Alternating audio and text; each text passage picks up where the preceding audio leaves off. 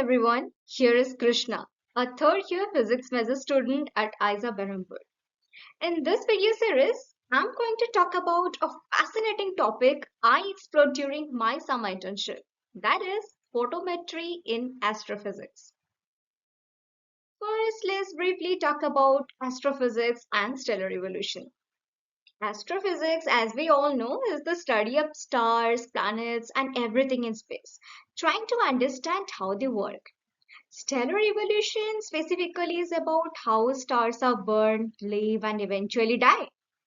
It's important because by understanding stars, we learn a lot about the universe itself. Stars begin their lives in a nebula. Nebula is a cloud of gas and dust. Gravity pulls the material together to form a protostar.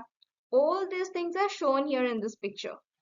When the core gets hot enough, nuclear fusion ignites and the star enters the main sequence, where it shines for millions to billions of years.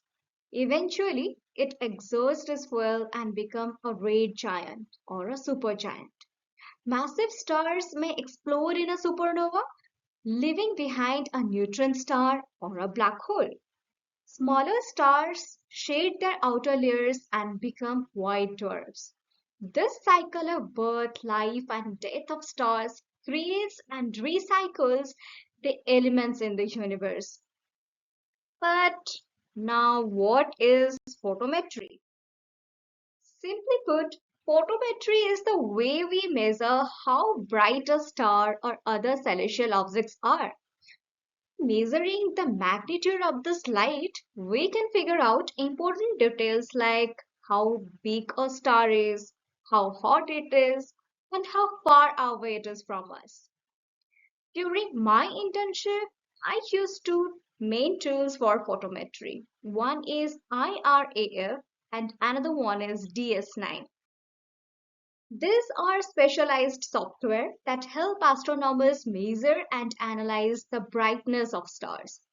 While Python is also used in photometry, I focused on learning IRAF and DS9, which were great for processing the data and getting an overview of the procedure. I worked on a star cluster called NGC 4590. It is also known as N68. This cluster is located about 33,000 light years away from us in the constellation Hydra. It is a very old cluster, giving us clues about how Milky Way galaxies formed. Using photometry, I was able to study the bright stars in NGC 4590 and learn more about its characteristics. Well, that is a quick introduction to the topic we will be covering in the next part. I'll show you how I actually did the photometry using the software tools I mentioned. Thanks for watching and stay tuned for more.